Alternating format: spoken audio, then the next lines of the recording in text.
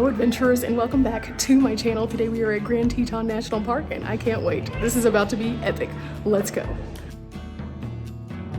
First stop when we go into Teton, we're going to the Visitor Center. We stop off at the Visitor Center to get the full context as to what we're going to be seeing, what we might be able to find, and what is available to us.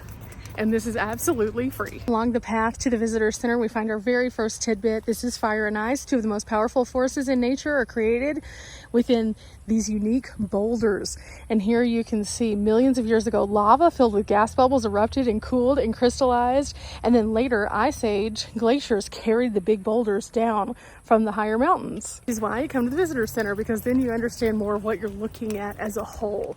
The place that we are at is beautiful, yes, but having the beauty is just one part of that. Learning why it is beautiful is the other part. So I like to get some good brain wrinkles, and well, the Visitor Center is right in front of us. Another reason to come to the Visitor Center, ranger programs. This one, it looks like they have Old Rocks and Young Mountains at 4 o'clock here today in the courtyard. But we are at the Craig Thomas Discovery and Visitor Center, and there is a museum inside, so let's go find out some more context. Inside the Visitor Center, there's something pretty interesting. On the ground, you'll see each of these silver strips. It actually points you in the direction of one of the mountains, and it tells you how tall that mountain is. So Mount Owen actually goes out, and if you follow the line, it's this peak right here, 12,928 feet. And then there's Grand Teton, which again, follow the line, goes straight out to the tallest of tall. One is over 13,000 feet tall. It is impressive to say the least. And you have beautiful views of it right here in the Visitor Center. This is incredible. Like, it is just so incredible to see, because again, you can identify each one of these peaks and see Grand Teton directly in front of us. It's not just the park's name, it's actually the mountain's name as well. There's other cool interactive pieces like this. Who am I? I live near water and hide in the grass. I eat frogs, toads, insects, and small fish. I have scales and long yellow stripes on my sides. I hibernate to give birth to as many as 80 young. Oh gosh, oh gosh. Oh, it's a garter snake. It's a garter snake. I'm just going to show you guys around a little bit more of the information that you can find here, and then we'll touch on a few of the things, but I'm going to leave a lot of this for you. Each visitor center has something different at each of the national parks, both Yellowstone and Grand Teton, so you need to stop at each one of them. But for now, I'm going to show you just around a little. It's pretty busy in here today. It's a little loud, but there's some cool stuff.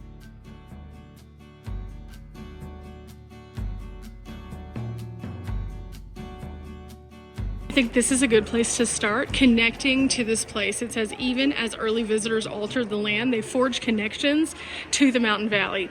And here you can see is an extension of preservation, because we want to preserve this experience for all visitors, but also for the native wildlife and also vegetation. We go on from the earlier settlers that were here, and it talks a little bit more about their impact and how artists have commemorated this over time, to how they have valued the wilderness and how they've made connections within to document, and then also to protect and preserve things like the grizzlies. In addition to this section, we also learn about how expensive it is to do the things that they do to protect and preserve.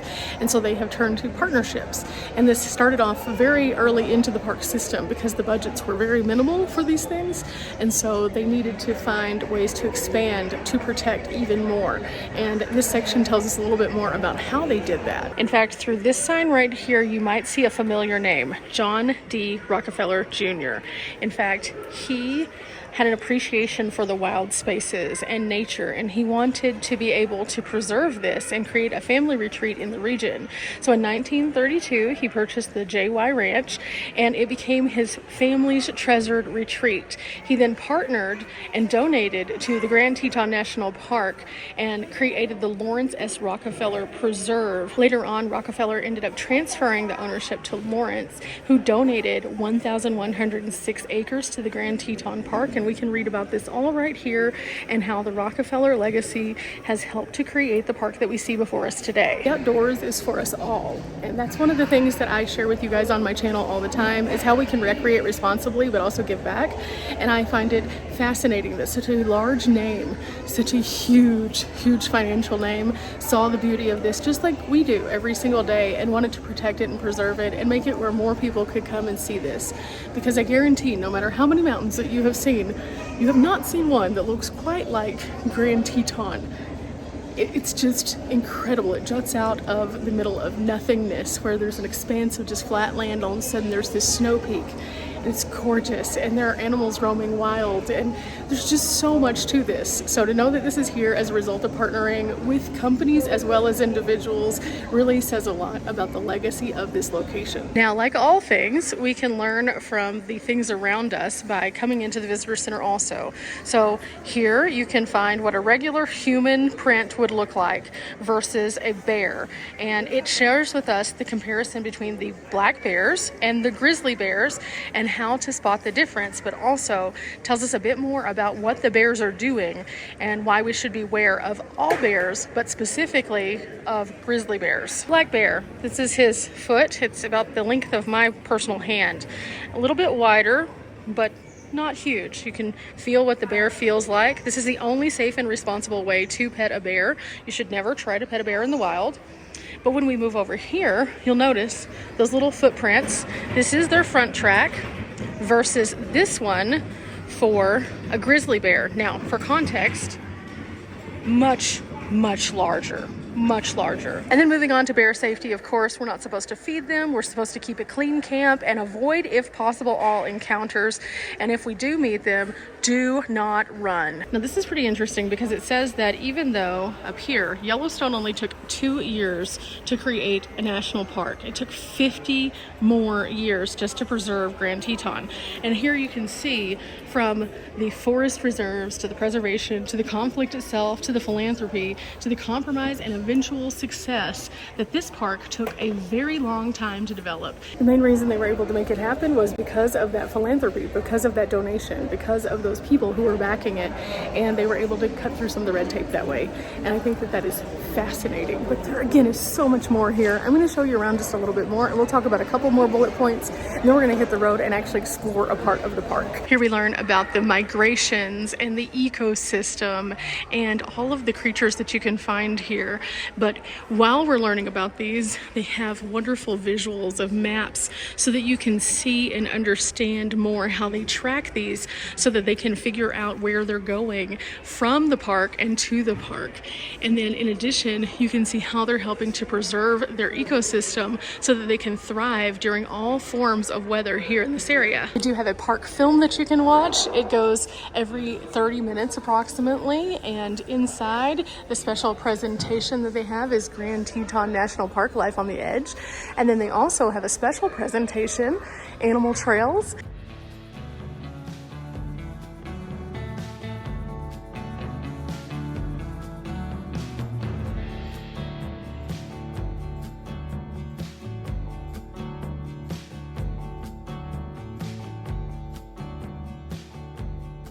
This section is really neat because it reflects on all of the various stories of humans in this area, including the American Indians, who were the first to connect to this land. And then they follow up with fur trappers, and then also some of the more romantic Western chapters of life, including the mountain men, and then the soldiers and scientists, and then eventually settlers. And along this wall right here, you can find a variety of those in bronze, but also below, you can see historic photos and stories of each of these groups, as well as different quotes. This is fascinating, to say the least. Down below, we always say look high, look low. There's something going on these screens that you can watch throughout the entirety of the museum area.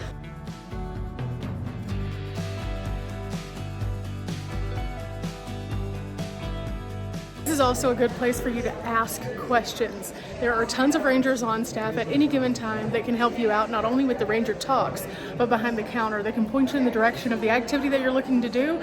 And you can also purchase permits if you need them for your hikes or for your activities. And so this is the place to come. Definitely stop in here.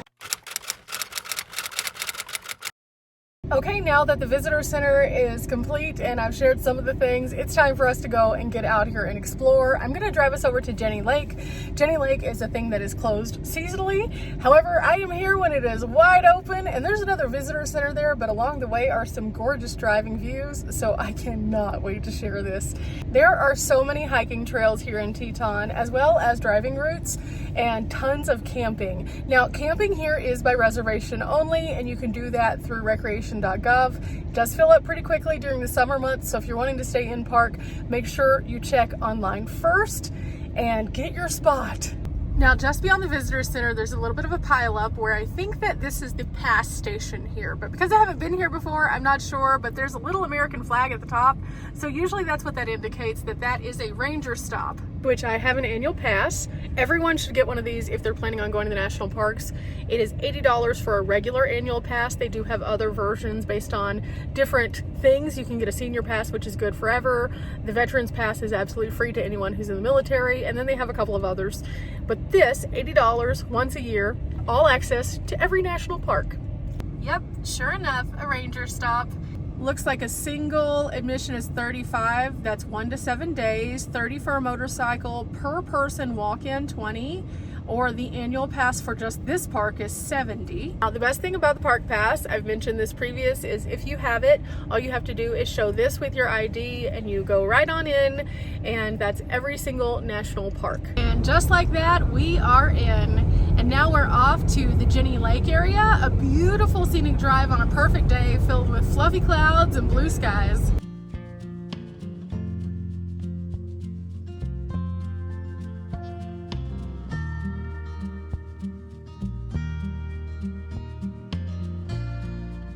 It does not get much better than this. As you're going around the park, there's going to be various pull-offs. Some of them are going to be larger, some are going to be smaller. Most of them have signs. Now, this is a really neat stop because it mentions how Teton was formed. And it says there's a giant fault called the Teton Fault, and it's 40 miles long, and along this ridge is where we see the mountains that make up Teton National Park. And I think that that is so incredible, not only to be able to see these signs to tell us more about it, but also just to witness it and to live in it and to see the shadows as they cascade because of the different points of the clouds and the way that the sun hits the snow. And it's just gorgeous. It is one of the best looks that you will get from a distance, but we're about to get even closer and I cannot wait. Just down from Taggart, there's a pull-off. I stopped here and oh my goodness, I am so happy that I did because what?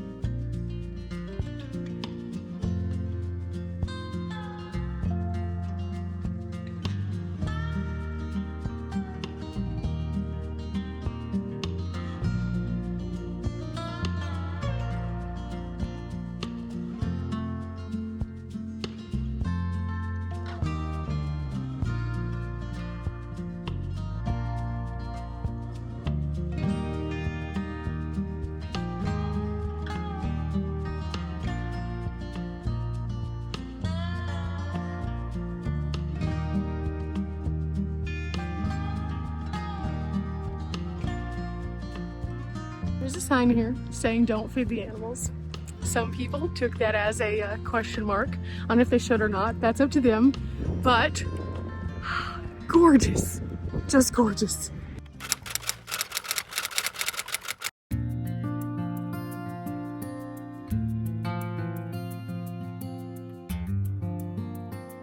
Okay, our next stop up is Jenny Lake. Jenny Lake is super popular, so lots of people stop by here and check it out. And I think I understand why. I saw some pictures online about this one, and so I was instantly like, ooh, let's go check this out. So let's go see what it looks like. Okay, there's lots of different overlooks, trails, and things to see. So I'm gonna take this trail today and just kind of meander around and then come back up toward the visitor center. Now, immediately as I'm going down this path right here, I see a sign that talks about the historic Jenny Lake and Kenneth Reamer's cabin. And Jenny Lake has been a long popular destination for recreation since the 1930s when new trails and horse rentals started.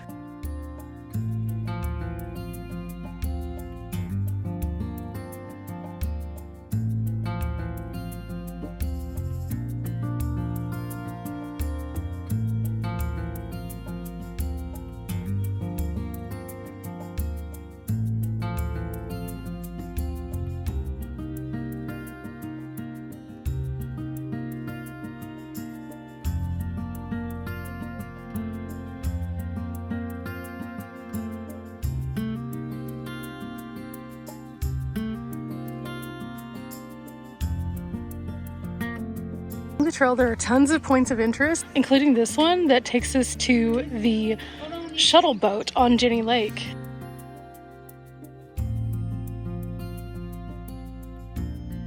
It's got some great information if you are interested in taking the boat. Get here early, fills up quickly. They open at 7, and so it takes you over one way, and then you can hike, and then you can come back. Full price is $20. If you get here early though, you won't have as much of a wait time on the other side, which is kind of cool.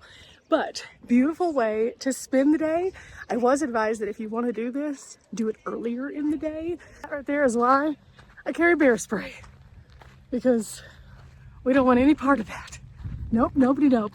Okay, right in front of me, I have Charlie Wort's Boathouse. This is a seasonal boat rental business that began operating in the 1920s. And you can go down to the water down here. And then this is the Jenny Lake Boathouse, and this was built in 1932 by the Park Service and was used for winter storage of the boats in the Jenny Lake concessionaires. So this was the first area that was developed by Grand Teton. As a result of that, it's placed on the National Registry of Historic Places, which I think is just incredible.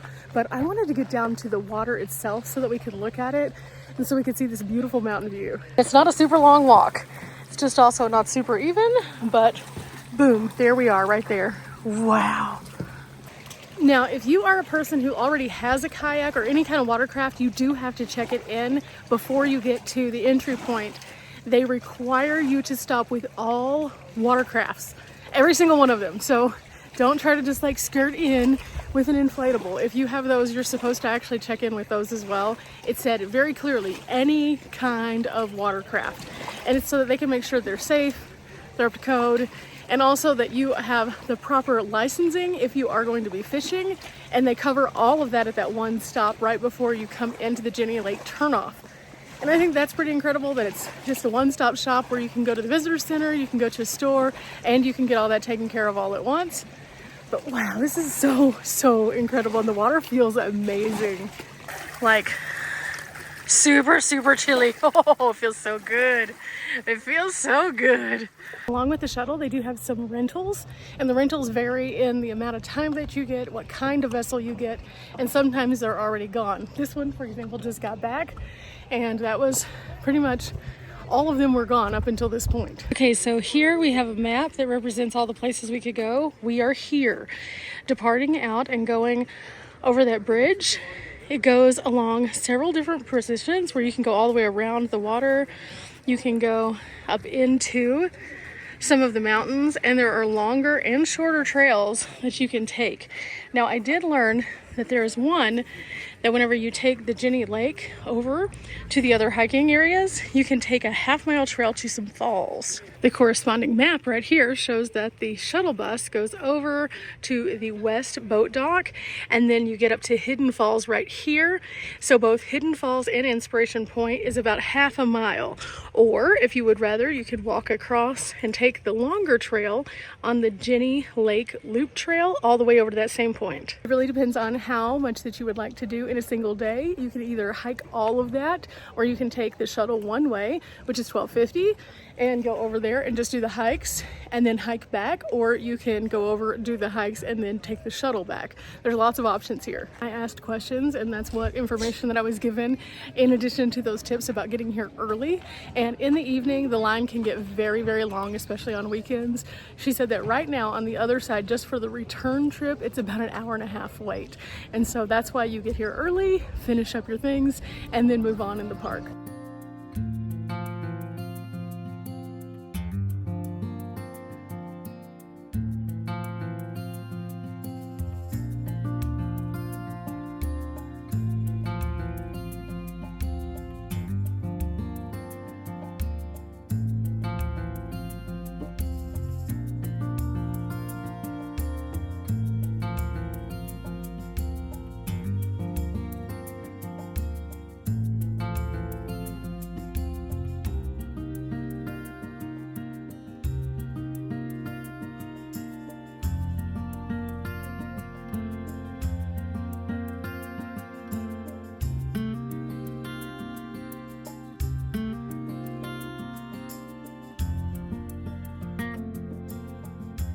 Along the entirety of this path, there are so many great things to tell you more about how the Tetons were formed, how that the glaciers have worked over time, more about the lakes. It's so incredible, and it's a beautiful day today for adventuring and seeing all of this. But I am going to head toward the visitor center. I have some things I would like to look at, and I think that they are going to be awesome. So along the way, you'll find these little benches, and one of the things that I thought was really neat was there are some tracks, some scat, and a skull, and each one of these is a little bit different. I found one while ago that said hummingbirds, and they have an Explorer app that you can go on to, and it tells a little bit more about them. But then at the end of each one of these, there's a little disc.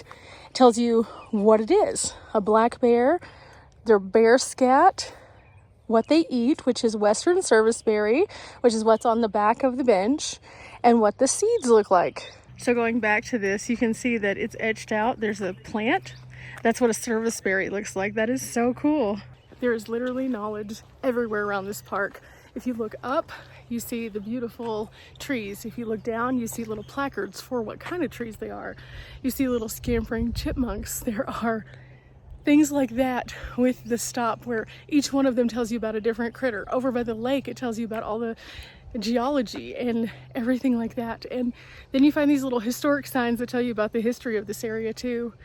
This park is rich. It is so rich, and it is hard to even imagine this being anything but a beautiful natural space. I think that's why it's important that we protect our parks, guys. Otherwise, who knows, this could be turned into a random city, and that would be far less interesting. Now along this trail, this is called the Discovery Trail. It moves from the visitor center up kind of the central portion of the hiking area here, and it says that you can observe all of the plants and the animals that make this home, and it is a sensory experience. So there's also fragrances and things like that that you'll find along the way. I think this is epic. It leads all the way down to the lakeshore from the visitor center, and it is a really interesting experience, to say the least. Definitely encourage you to take that. It's short, and it is ADA accessible for everyone out there who is curious. All of this path that I've been on while at Jenny Lake has been ADA accessible, and I think that that makes this park even better for all of us, because some of the other things that we could do here in park are going to be a little bit more gritty. But this particular area is designed so everyone could experience it, learn from it, and enjoy it. And speaking of the visitor center, we have made it to the store over here and the visitor center over here with some more great information right in front. Here we learned that the unmapped range had to be mapped somehow, and in the 1870s, explorers Ferdinand Hayden and James Stevenson led the team to survey this region. Using only primitive tools, they were able to do so, and for the first time in history, a detailed map of the territory was created. Now, these were not the first people to be here. There were lots of people who came to this area before them, including the Native Americans and fur trappers. However, this was the first organized effort to figure out what exactly was out there, and I think that it is so neat to be able to see that they did all of this work with just such primitive tools and set up shop camping in tents. Knowing now what we know about all the bear, the elk, the wildcats of all sorts, it was a very dangerous job at the time because they didn't have any of the things that we have now to deter these critters. So that's pretty interesting. We also learn here more about the restless earth. This is why it's important to come to each and every stop, because even though we learned about this at the main visitor center, it talks a bit more about it as we move forward.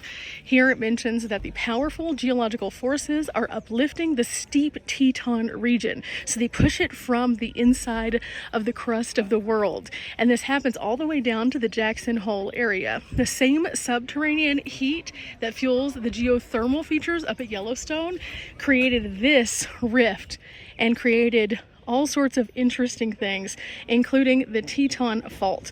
About 10 million years ago, the earth crust began stretching and cracking, and it created all of these earthquakes, and whenever it did, that's when the Tetons became the Tetons. Then glaciers happened. About 2 million years ago, they estimate that a glacial event happened, and it created even more movement, and in doing so it created the Teton that we know today, more so with the displaced boulders that seem in the middle of open fields of nothing. How did they get there? Did they roll? No, they came down with glacial melt, and now those glaciers are for the most part gone. Now we're going into the visitor center.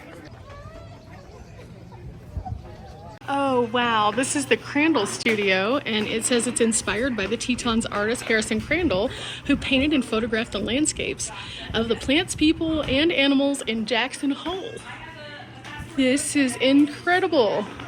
Inside this visitor center, it does focus more so on the Jenny Lake area and tells us the best tips for visiting, including arrive early or stay late in order to see black bear, fox, or deer near the lake. Of course, in this section there are more pieces of art. These are not all by the artist that this building is named after. These are all various people who have created amazing arts, including this, which was by Ansel Adams in 1942. Okay, that was really neat because it had a very different focus than the main visitor center. I like that they focused on the art. I think that that is incredible. Also, I learned a few additional things. That camera that was inside, he actually would carry that along with the tripod everywhere he'd go. He'd have to hike it in. That's a lot. Now, this is definitely a very different visitor experience than the first visitor center, and I think that it's really incredible. There's one more stop that I want to make before we head out, and that is this little tiny guard shack. In fact, this little guard shack before us was the entrance at one point to the Grand Teton National Park, and new buildings have now replaced this. However, they moved it here to welcome visitors yet again at this wonderful stop along the way. And along the way, you can read about Robert Stanton, whose National Park Service career spanned 4 decades. He was the first African-American superintendent, and by 1997, he was the first African-American to be the director of the National Park Service. He began his career right in this very booth, collecting fees as people would come through.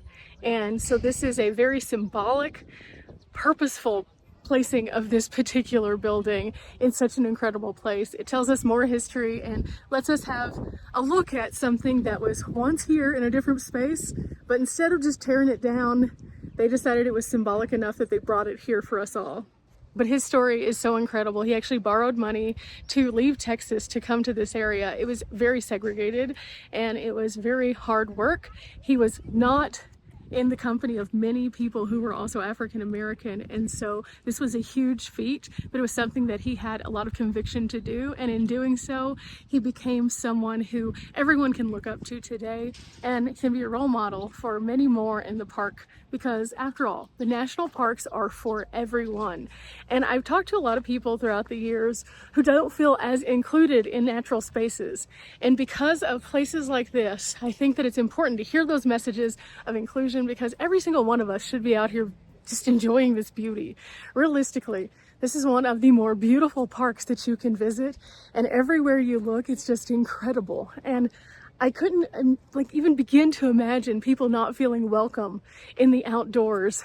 And I hope that through my channel that people see that through inclusion, whether it be an ADA trail or a little piece of history, that we all belong here and we all can recreate, and Grand Teton is a great place for that. With that said, back to the parking we go to find my van, and views just keep on going and going and going. Okay, we are back on the road after leaving the Jenny Lake area and seeing what else we can find. It's a little bit later in the day, so you know, we're just playing it by ear, having a good old time. This is a great introduction to Grand Teton for me. I found several interesting things. I've learned so many neat brain wrinkles, and well, who knows what else we'll find. Oh my goodness, traffic is like stopping right ahead of me a little bit, and I just figured out why.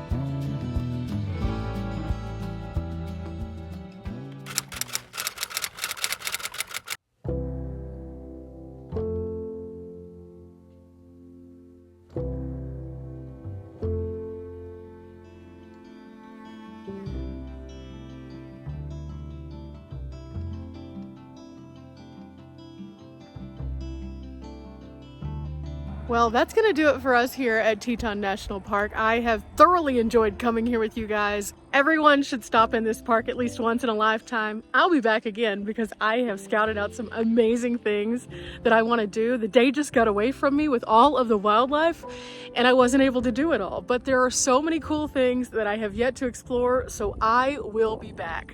Remember guys, we're not here for a long time, but we are here for a good time. Soak in these views. They are delightful and they are something that everyone should do at least once in a lifetime. Till next time, bye.